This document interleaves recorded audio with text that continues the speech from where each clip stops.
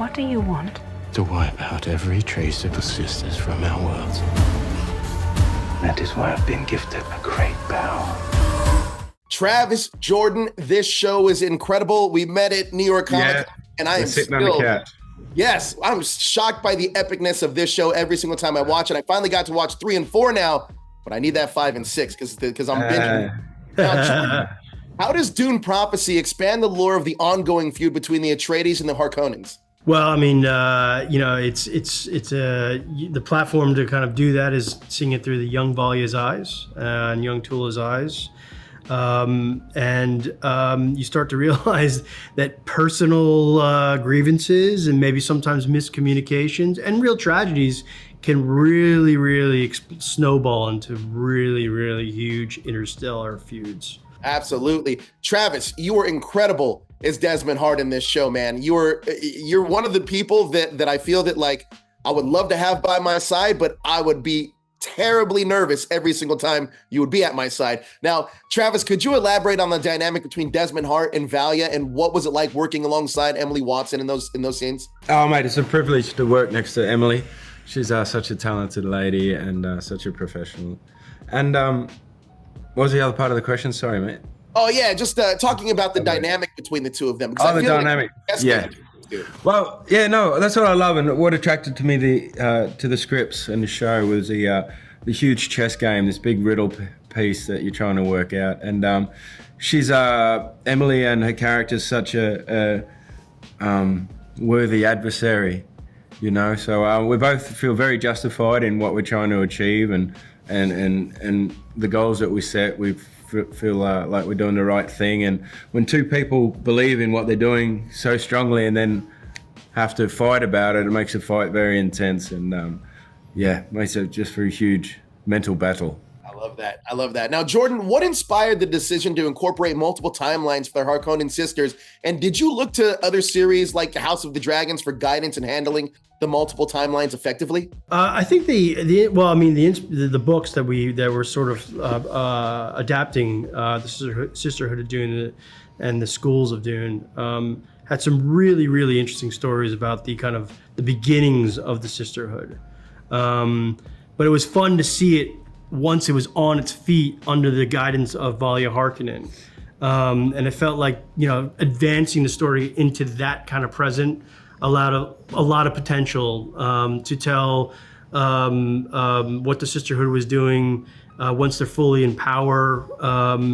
And also it allowed us to see the Corrino family kind of, and how the Imperial family is ruling the Imperium. Now, Travis, for the show's trailer, a lot of fans were excited because we got a hint at some of the amazing powers for Desmond. Can you hint at any of the powers that Desmond will showcase, and how will said powers affect his actions and loyalties? He's gifted with a pretty handy power, and I love that it's a mental power. He can really, without any physicality, really hurt people emotionally and physically. It's a great power to have. Wouldn't it be just sitting here and fucking someone up? Right? I mean, without having to go to the gym. Exactly. Now, Jordan, can you discuss the portrayal of the Corrinos in the show compared to the depiction we see in the films? And will we see any seeds planted for characters like Shaddam? He's pretty much that's way out in the future, so probably not yet. The Corrinos are, they're only 100 years into their rule, so they're still kind of fresh. Haviko's father, Roderick, was a very strong leader. He's not so much. He's trying to figure out how to do it. You know what I mean? He's trying to find that confidence, that thing. And, he's been led by the Sisterhood all along. But, he feels the need to shore up his power. And luckily, something comes into the fray that allows him to do that.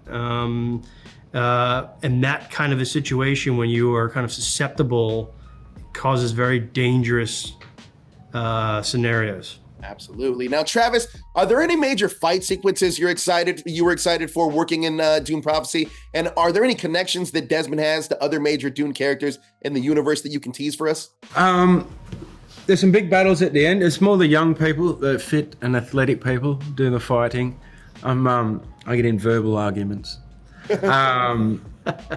What was the second part of that question? Sorry, mate. Oh, if there's other characters that you can tease in the Dune universe that your character crosses paths with. Oh well, the main one is the Sisterhood, and his he wouldn't care if there's anybody else in the room. His whole goal is and his whole problem is with the Sisterhood. So he everybody else is a pawn in the game, I think. Yeah. I mean, that's a big theme of this show. To my character, anyway. Absolutely. Now, Jordan, with previous statements about the extensive future plans, do you envision incorporating time jumps for upcoming seasons, and how might that shape the storyline? Time jumps, you mean into the future, you mean? Right.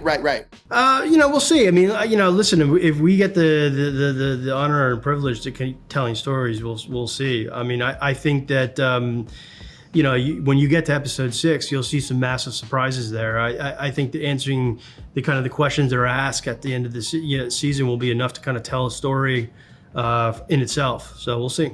Now, Jordan, what aspects of the Bene Gesserit and their origins do you think would surprise or excite fans the most?